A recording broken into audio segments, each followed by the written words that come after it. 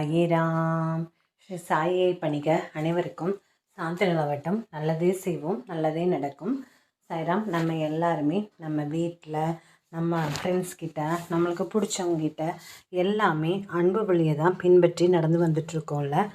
எல்லாத்துக்குமே ஒரு அடிப்படையான காரணம், நம்ம ஒற்றுமையாக இருக்கிறதுக்கு காரணம் கூட நம்ம இந்த ஒரு வகையான பாசம், அன்பு தான்.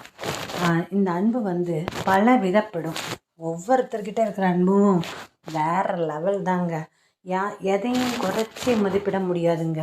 என்ன, இந்த அன்பை வச்சு ஏமாத்துறவங்க கிட்ட மட்டும்தான் அந்த அன்பு கேவலமான ஒரு நிலையை அடையுதே தவிர, அந்த அன்பு யாருக்கும் எந்த கெடுதலும் என்றைக்கும் செய்யாதுங்க. சரிங்களா? அதை கையாளுறவங்க கிட்ட தான் அதோட பெருமை இருக்குது. அதுக்கு அந்த அன்பு என்ன செய்யுங்க, அன்புன்னு எத்தனை பேர்த்துக்கு அழகான ஒரு பேரும் கூட வைக்கிறாங்களே, அந்த அளவுக்கு ஒரு புனிதம் வாய்ந்தது தான் அந்த அன்பு. அத்தகைய அன்பை நம்ம நம்ம அம்மா கிட்ட வச்சுருக்கோம்ல, நாம் வச்சுருக்கோம்ல ஒரு அன்பு, அதை செமையான அன்பு. நம்ம அம்மா நம்ம மேலே வச்சுருக்கிற அன்பு வேற லெவலான அன்பு. ஏன்னா ஒரு குழந்தை எந்த ஒரு சூழ்நிலையும் தன் தாயை கூட போய் பார்க்க முடியாத சூழ்நிலைகள் இருக்கும். ஆனால் தன் தாய் மட்டும் தன் குழந்தைக்கு ஏதாவது ஒன்றுனா தன் உயிரை கொடுத்து கூட பார்ப்பாங்க. ஏன்னா அத்தகைய ஒரு உன்னதமான அன்பு தாங்க அம்மான்ற ஒரு அன்பு. எந்த ஒரு எதிர்பார்ப்பையும் எதிர்பார்க்கவே பார்க்காது. ஒரு சிலர் மட்டும்தான் அதுக்கு விதிவிலக்காக இருப்பாங்க. அப்பாவோட அன்பு அதை விட அன்பு. ஏன்னா எதையுமே வெளியே காமிச்சிக்க மாட்டார். வள்ளுன்னு தான் விழுவார். பாசத்தை எல்லாம் மனசுக்குள்ளே கட்டி வச்ச அன்பு. எது வெறித்தனமான அன்புன்னு சொல்லலாம். எங்கள் அம்மா சொல்லுவாங்க, உங்கள் அப்பா நம்ம மேலே வச்சுருக்கிற அன்பெல்லாம் வெறித்தனமான அன்பு. நம்மளோட அன்பெல்லாம் அவருக்கு ஒருத்தர்கிட்டயே மட்டும் போகணும்னு நினைப்பார். அந்த மாதிரியான அன்புன்னு சொல்லுவாங்க. அது மாதிரி தான் ஜென்ஸ் எல்லாம் என்றைக்கும் வெறுப்பை வெளியே காட்டவே மாட்டாங்க. எந்த ஜென்ஸுமே காட்ட மாட்டாங்க. அவங்க ஜென்ஸ் எல்லாம் தங்கமானவங்க. நம்ம லேடிஸ் தான் நம்மளோட பொறுமை இல்லை நம்மளுக்கு. அதனால் ஏதாவது கோவம் வந்துச்சுன்னா சட்டுன்னு பேசிடும். ஆனால் அவ்வளோ சீக்கிரமாக ஜென்ஸ் எல்லாம் கோவத்தை காட்ட மாட்டாங்க. சில இடத்துல கோவக்காரங்களும் இருக்கத்தான் செய்கிறாங்க. அது ஆண் என்ன பெண் என்ன எல்லாத்துலேயும் இப்படியும் இருக்கும் அப்படியும் இருக்கும். சரிங்களா? அவ்வளோ வித புனிதமான அன்பை வச்சு என்ன வேணாலும் செய்யலாம்.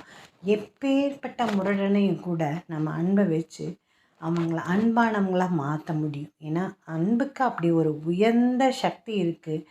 சரிங்களா? நம்மளுக்கு ஒரு அன்பான சாயப்பா தான் கிடச்சிருக்காரு. அவர்னால் நம்ம ரொம்ப ரொம்ப நல்லா இருக்க போகிறோம். அவர்னால் நம்ம எல்லாருமே அன்பானவங்களாயிட்டோம். நம்ம மனசு எல்லாம் பக்குவமாயிருச்சு.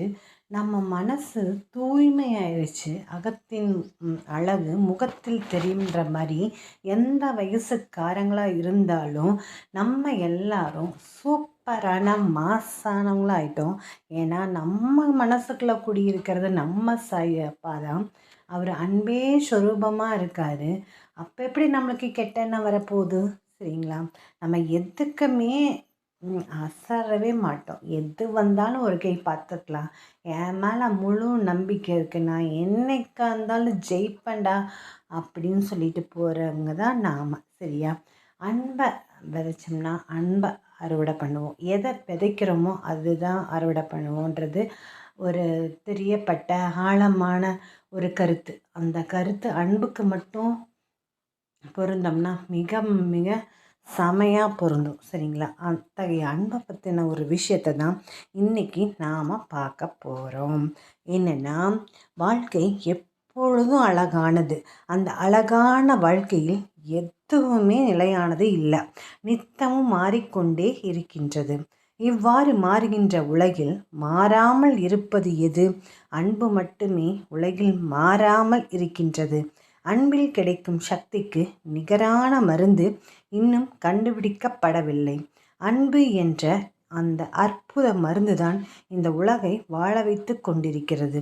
எங்கு அன்பு இருக்கின்றதோ அங்கு செல்வமும் வெற்றியும் இருக்கும் என்று சொல்வார்கள். அன்புதான் நம்மை அதிகம் மகிழ வகிக்கும். இந்த உலகத்தில் நிலையானது அன்பு மட்டுமே. ஒரு 6 வயது சிறுவன் தன் 4 வயது தங்கையை அழைத்து கொண்டு கடைத்தெருவின் வழியே சென்று கொண்டிருந்தான். ஒரு கடையின் வாசலில் பொம்மையை பார்த்து தயங்கி நின்ற தங்கையை பார்த்து எந்த பொம்மை வேண்டும் என்றான். அவன் கூறிய பொம்மையை எடுத்து அவள் கையில் கொடுத்துவிட்டு ஒரு பெரிய மனிதனின் தோரணையுடன் கடையின் முதலாளியை பார்த்து அந்த பொம்மை என்ன விலை என்று கேட்டான். அதற்கு சிரித்துக்கொண்டே அந்த முதலாளி, உன்னிடம் எவ்வளவு உள்ளது என்று கேட்டார். அதற்கு அந்த சிறுவன் தான் விளையாட சேர்த்து வைத்திருந்த அந்த கடல் சிப்பிகளை தன் பாக்கெட்டிலிருந்து எடுத்து கொடுத்தான். இது போதுமா என்று கவலையுடன் கேட்டான்.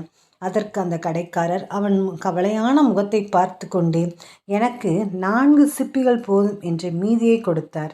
சிறுவன் மகிழ்ச்சியோடு மீதியுள்ள சிப்பிகளுடன் தன் தங்கையோடு அந்த பொம்மையை எடுத்து கொண்டு சென்றான். இதையெல்லாம் கவனித்து கொண்டிருந்த அந்த கடையின் வேலையாள் முதலாளியிடம், ஐயா, ஒன்றுக்கும் உதவாத சிப்பிகளை வாங்கி கொண்டு விலை உயர்ந்த பொம்மையை கொடுத்து விட்டீர்களே ஐயா என்றான். அதற்கு அந்த முதலாளி, அந்த சிறுவனுக்கு பணம் கொடுத்தால் தான் பொம்மை கிடைக்கும் என்று புரியாத வயது அவனுக்கு. அந்த சிப்பிகள் தான் உயர்ந்தவை. நாம் பணம் கேட்டால் அவன் எண்ணத்தில் பணம்தான் உயர்ந்தது என்ற மாற்றம் வந்துவிடும். அதை தடுத்து விட்டேன். மேலும் தன் தங்கை கேட்டவற்றை தன்னால் வாங்கித் தர முடியும் என்ற தன்னம்பிக்கையும் அவனுக்குள் விதைத்து விட்டேன். என்றோ ஒரு நாள் அவன் பெரியவனாகி இந்த சம்பவங்களை நினைத்து பார்க்கும் பொழுது இந்த உலகம் நல்லவர்களால் ஆனது என்ற நல்ல எண்ணம் அவன் மனதில் தோன்றும். ஆகையால் அன்பு எல்லோரிடமும் அன்பு காட்டத் தொடங்குவான் அவன் என்றார். ஆம் நண்பர்களே, வாருங்கள் நாம் செல்லும் இடமெல்லாம் அன்பை விதைப்போம், அன்பை செலுத்துவோம், அன்பை பெறுவோம்.